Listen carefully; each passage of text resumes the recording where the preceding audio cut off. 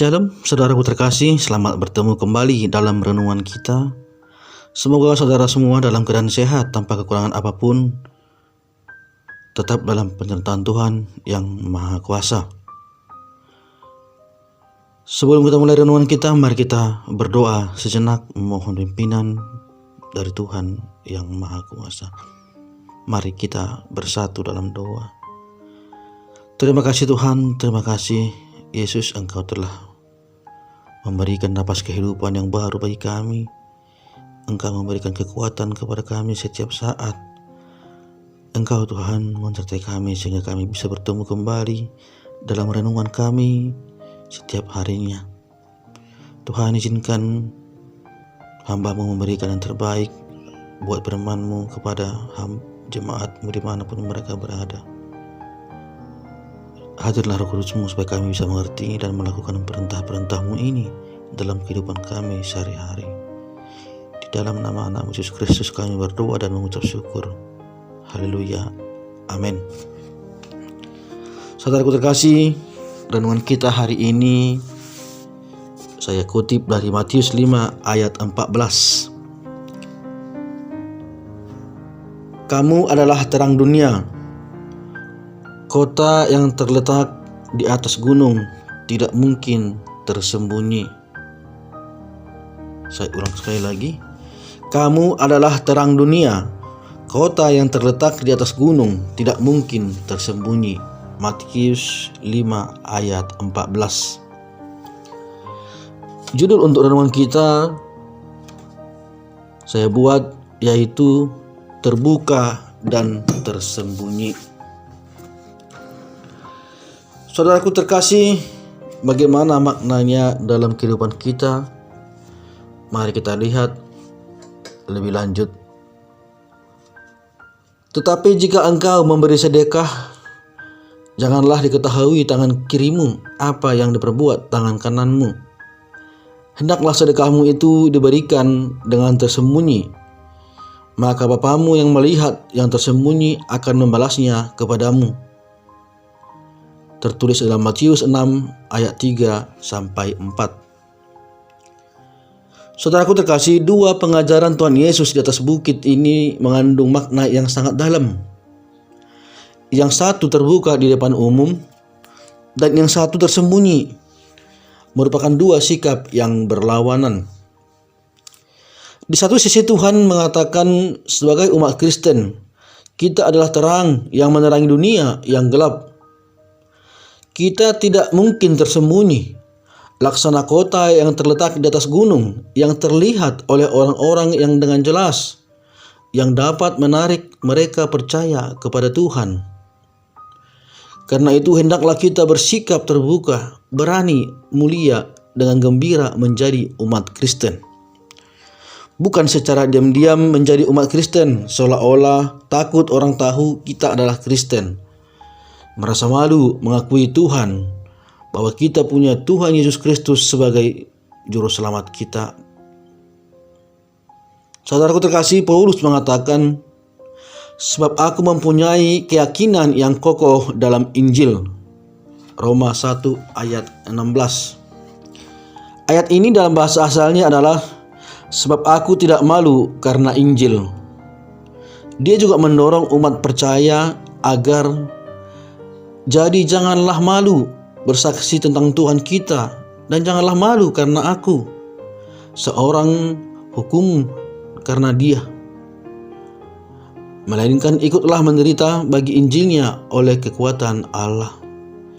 Tertulis dalam 2 Timotius 1 ayat 8. Juga tertulis dalam 2 Timotius ayat 1 dan 12, bunyinya demikian. Itulah sebabnya aku menderita semuanya ini, tetapi aku tidak malu. Saya ulang sekali lagi. Itulah sebabnya aku menderita semuanya ini, tetapi aku tidak malu. 2 Timotius 1 ayat 12. Paulus menginginkan agar kita sebagai umat Kristen tidak malu karena Injil, tidak malu bersaksi untuk Tuhan, tidak malu menjadi hukuman karena Tuhan, tidak malu menderita karena Tuhan. karena betapa sebagai umat Kristen kita bersukacita dan mulia. Tuhan Yesus pernah berfirman, "Setiap orang yang mengakui aku di depan manusia, aku juga akan mengakuinya di depan Bapa-Ku yang di sorga. Tetapi barang siapa menyangkal aku di depan manusia, aku juga akan menyangkalnya di depan Bapa-Ku yang di sorga." Matius 10 ayat 32 sampai 33. Karena itu kita harus berani mengaku di depan umum bahwa Yesus adalah Bapa, Yesus adalah Tuhan, Yesus adalah Raja. Maka kita akan memperoleh berkat. Saudaraku terkasih, di sisi lain dalam hal memberi sedekah, Tuhan mengajar kita untuk melakukannya dengan tersembunyi, tidak menganggapnya sebagai balas jasa, tidak menyombongkannya, tidak membicarakannya, tidak mengharapkan balasan, melainkan menyembunyikan diri secara total. Lupakan sepenuhnya sedekah yang diberikan itu, maka Allah akan memberkati kita. Sewaktu di dunia, Tuhan Yesus melakukan banyak sekali mujizat dan tanda heran, tetapi Dia tidak pernah memberitakannya, tidak pernah membanggakannya. Bahkan Dia berpesan agar orang tidak menyebarkannya. Dia menyembunyikan diri sepenuhnya. Dengan diam-diam Dia melakukan pekerjaannya. Inilah teladan yang Tuhan berikan kepada kita. Bagaimana boleh kita tidak belajar untuk melakukannya, karena Yesus memberikan contoh yang jelas bagi kita. Untuk itu saudaraku, jika kita memberi sedekah, memberikan bantuan kepada siapapun, janganlah menganggap itu sebagai belas jasa, tapi berikanlah itu dari hati yang ikhlas, tanpa menggembor-gemborkannya, tanpa perlu memoto, menyebarkannya di dalam media sosial untuk dilihat orang apa yang kita berikan. Karena sesungguhnya Tuhan akan melihat ketika kita memberikan dengan tersembunyi. Terbuka dan tersembunyi adalah dua sikap yang berlawanan. Biarlah Tuhan mengajarkan kita untuk mengetahui kapan perlu terbuka, kapan perlu tersembunyi. Saya ulang sekali lagi. Biarlah Tuhan mengajarkan kita untuk mengetahui pada saat kapan kita perlu terbuka sebagai Kristen, untuk menguatkan iman kita, untuk menegakkan iman kita, untuk mempertahankan iman kita, dan juga kapan perlu tersembunyi dalam hal memberi sedekah. Demikian renungan kita hari ini. Semoga bermanfaat. Tuhan Yesus memberkati. Mari kita berdoa. Bapa di sorga, terima kasih Tuhan, kami telah mendengarkan sebagian dari firman-Mu. Firman-Mu mengajarkan kami supaya kami bisa berdiri tegak mengakui Engkau sebagai Yesus, Juru Selamat kami, sebagai Tuhan yang menebus kami dari dosa-dosa kami.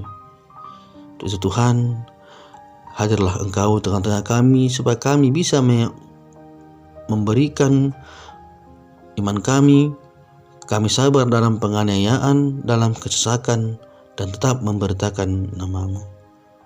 Demikian juga Tuhan, Kau mengajari kami supaya kami bisa tersembunyi dalam hal memberikan sedekah. Janganlah tangan kanan mengetahui apa yang dikerjakan tangan kiri. Untuk itu Tuhan Yesus, Engkau yang selalu membimbing kami supaya kami selalu bisa merendah hati, supaya kami tidak menggembor-gemborkan apa yang kami berikan, tetapi kami bisa memberikan bantuan atau jasa kepada seseorang dengan ikhlas. Tuhan, hadirlah Engkau tengah-tengah kami dimanapun kami berada. Berkati Tuhan semua pekerjaan kami, apapun yang kami lakukan, supaya itu menjadi kemuliaan untuk nama-Mu. Di dalam nama Anak Yesus Kristus kami berdoa dan mengucap syukur. Haleluya. Amin.